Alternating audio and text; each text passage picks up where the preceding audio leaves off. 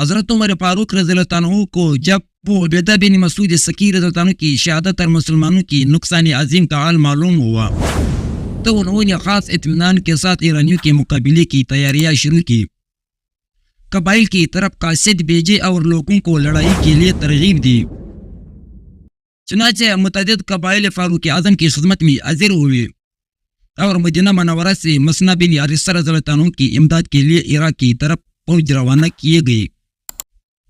حضرت مسنہ رضی اللہ عنہ نے بھی عراق عرب میں فوجی بھرتی جاری کر کے ایک نئی فوج عراق عرب کی مرتب فرما لی تھی. ان تیاریوں کا حال دوبارہ ایران کو معلوم ہوا تو ایران کی بادشاہ رستم نے مہران ہمدانی کو سپہ سالار بنا کر ایک بڑی فوج لشکر روانہ کی. مہران کے انتخاب کی وجہ یہ تھی کہ اس نے ملک عرب میں تربیت و پرورش پائی تھی اور وہ اہل عرب اور عربی لشکر کی قوت کا صحیح اندازہ کر سکتا تھا. حضرت مسنہ رضی اللہ عنہ نے مہران ہمدانی کی روانگی کا حال سن کر اپنی تمام فوج کو دریائے فرات کے کنارے مقام بوئیب میں خیمہزن کر دی. حتیٰ کچھ دن کے بعد مہران بھی بوئیب کی بالمقابل فرات کی مہران ہمدانی کا فوج بھی دریا فرات کے دوسری کنارے پر پہنچ کر خیمہزن ہوئے اور مسنہ بن حارثہ رضی اللہ عنہ کے پاس ایک متکبرانہ پیغام بھیجا کہ تم خود دریا فرات کو عبور کر کے اس طرف آؤ گے یا ہم کو دریا فرات کو عبور کرنے کا موقع دو گے تاکہ ہم اس طرف آ کر صفوف آراستہ کریں. حضرت مسنہ رضی اللہ عنہ چونکہ گزشتہ جنگ میں دریائے فرات کے عبور کرنے کا تجربہ دیکھے تھے لہٰذا انہوں نے جواب میں یہ لکھا کہ نہیں، تم ہی فرات کو عبور کر کے اس طرف آ جاؤ. چنانچہ مہران ہمدانی اپنی تمام ایرانی افواج اور جنگی ہاتھیوں کو لے کر دریائے فرات کے اس طرف آ گیا اور سب سے آگے پیادوں کو رکھ کر ان کے پیچھے ہاتھیوں کی صفوں کو کڑا جن پر تیر انداز سوار تھے. دائنے اور بائنے سائیڈوں پر سواروں کی دستے تھے. ادھر سے اسلامی فوج بھی مقابلے کے لیے سب بدستہ ہو کر تیار کھڑی ہو گئی. سب سے پہلے ایرانیوں نے حملہ کیا. مسلمانوں نے ان کا بڑی جوانمردی سے جواب دے دیا. دونوں طرفین سے بڑی شجاعت اور بہادری کا مقابلے کا مظاہرہ کر رہے تھے. ایک سخت جنگ شروع تھی مگر آرام آرام سے مسلمانوں کا لشکر ایرانیوں پر مغلوب ہوتے جا رہے تھے. آخرکار ایرانی فوج میدان جنگ سے بھاگنے لگی تو اسلامی لشکر اس کا تعاقب کرتے ہوئے اور لڑتے تھے. مسنہ بن حارثہ رضی اللہ عنہ نے جب یہ دیکھ کر کہ ایرانی فوج بھاگ رہے تو اس نے دوڑ کر کے دریا فرات کے پل کی رسیوں کو کاٹنا شروع کیا تاکہ ایرانی فوج بھاگنے میں کامیاب نہ ہو سکے. نتیجہ یہ ہوا کہ بہت سے ایرانی قتل ہوئے اور بہت سے سمندر میں غرق ہو کر مارے گئے. مہران ہمدانی میدان جنگ میں خود مارا گیا. ایرانی لشکر کی تقریباً 1,00,000 آدمی جہنم واصل ہو گئی بروایت ابن جدون اور مسلمانوں کی لشکر سے صرف 300 آدمی شہید ہوئے. ایرانی لشکر سے جو بچ کر بھاگے ان کا تعاقب مسلمانوں نے مقام ثبات تک کیا. اس لڑائی کے بعد سوات سے دجلہ تک کا تمام علاقہ مسلمانوں کی ہاتھ میں آ گیا. یہ لڑائی ماہ رمضان سنہ 13 ہجری میں ہوئی تھی. مہران ہمدانی کی قتل اور لشکر عظیم کی بربادی کا حال معلوم ہو کر نہ صرف دربار ایران میں بلکہ تمام ملک ایران میں ماتم برپا ہو گیا. لڑائی کے اس نتیجے کا حال سن کر کہ 1,00,000 ایرانی مارے گئے اور 100 عرب مقتول ہوئے تو ایران کی ہر شخص حیران ہو جاتا تھا. غرض ایرانیوں کے دلوں پر عربوں کی بہادری کا زبردست سکہ بیٹھ گیا.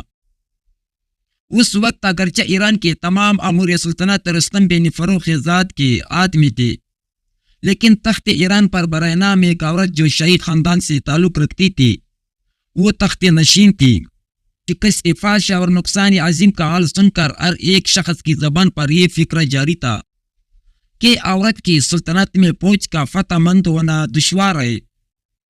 چنانچہ تمام رؤسائے ملک اور امراء دربار نے شاہی خاندان کے ایک نوجوان یزو جرد کو تلاش کیا اور اس عورت کو تخت سے اتار کر اس جس کو تخت سلطنت پر بٹھا دیا۔ دربار میں رستم اور فیروزہ جو سردار بہت قابو یافتہ اور بااثر نیز ایک سے مخالف تھے اور ایک دوسرے کے رقیب تھے، ان دونوں میں مصالحت پیدا کی گئی۔ یزدگرد کی عمر تخت نشینی کے وقت 21 سال تھی۔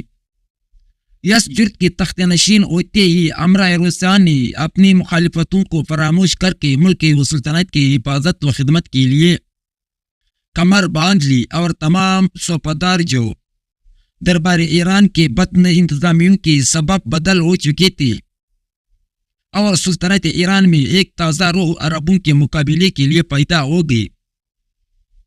جن صوبوں اور شہروں پر مسلمانوں کا قبضہ ہو چکا تھا، ان میں بغاوت اور سرکشی کی طوفان برپا ہونے لگی۔ ایرانی چاوڑیاں فوجیوں سے بھر گئے، ایرانی قلعے سب مضبوط کر دیے گئے۔ ایرانیوں کا سہارا پا کر بہت سے علاقے جو مسلمانوں کے قبضے میں تھے، وہ سب باغی ہو کر ایرانیوں کا دم بھرنے لگے۔ حضرت عمر فاروق رضی اللہ عنہ کو یہ حالت مدینہ منورہ میں ذی القعدہ کے مہینے میں معلوم ہوئی۔ آپ رضی اللہ عنہ اسی وقت ایک حکم تو مسنا بن حارثہ رضی اللہ عنہ کے نام بھیجا کہ ربیعہ اور مزر کے قبائل کو جو عراق اور مدینہ کے درمیان نصف راستے سے اس طرف آباد ہے، خود اپنے پاس طلب کرو اور اپنی جماعت کو اس طرح طاقتور بناؤ اور مخدوش علاقے کو خالی کر کے سرحد عرب کی طرف سمٹ جاؤ۔ ساتھ ہی اپنی تمام عملوں کے نام احکام روانہ کیے گئے کہ ہر قبیلے سے جنگجو لوگ جہاد فی سبیل اللہ کے لیے بھیجے جائے۔ ان احکام کی روانگی کے بعد آپ خود حج بیت اللہ کے لیے مدینہ سے مکہ مکرمہ کی جانب روانہ ہوئے۔ حج اور بیت اللہ سے فارغ ہو کر مدینہ منورہ واپس تشریف لائے تو ملک کے ہر حصے سے لوگوں کے گروہ در گروہ آنا شروع ہو چکے تھے کہ دیکھتے ہی دیکھتے تمام مدینہ منورہ آدمیوں سے بھر گیا۔ حضرت عمر فاروق رضی اللہ عنہ نے حضرت علی رضی اللہ عنہ کو ہر اول کا سردار مقرر فرمایا۔ زبیر بن علوم رضی اللہ عنہ کو میمنہ اور عبد الرحمن بن عوف رضی اللہ عنہ کو مشیرہ پر مقرر کر کے خود سپہ سالار بن اسلامی فوج لے کر روانہ کا عزم فرمایا۔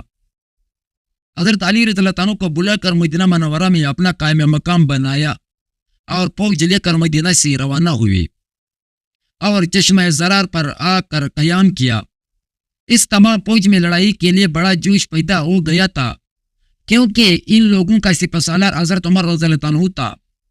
حضرت عثمان بن عفان رضی اللہ عنہ نے حضرت عمر رضی اللہ عنہ کی خدمت میں حاضر ہو کر عرض کیا کہ آپ کا خود ایران جانا مناسب نہیں ہے۔ فاروق اعظم نے تمام سردار فوج کو، عام لشکری لوگوں کو ایک جلسے عظیم میں مخاطب کر کے مشورہ طلب کیا۔